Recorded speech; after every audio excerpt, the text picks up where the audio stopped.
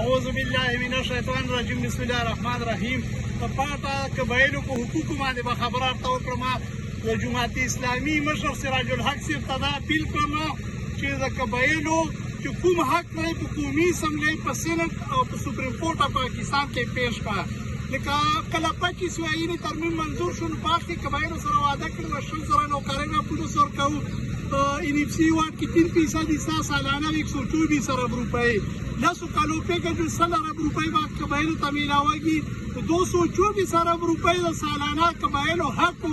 300 कानून चुकुम लाई 1245 अरब रुपए कबाइल हक रहे उसे हुकूमत में बाकी हुकूमत में देना कहीं सिराजुल हक से तो मेहरबानी उकड़ा कि कास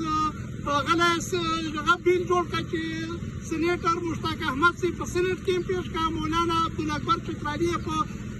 قومي اسمبلی کې پیش کړه قبایلو کوم حق لري قانوني تور باندې او سپریم کورټ پاکستان ته یو خط ولیکا او ورته مطالبه وکړه چې سموټو اکشن واخله آئنده په 184 کې قبایلو حقوق باندې وفاقي حکومت او صوبایي حکومت ته جواب تطبیق وکړه او سراج الحق ته دا اپیل کوم چې په ټولو قبایلو کې په هر تحصیل کې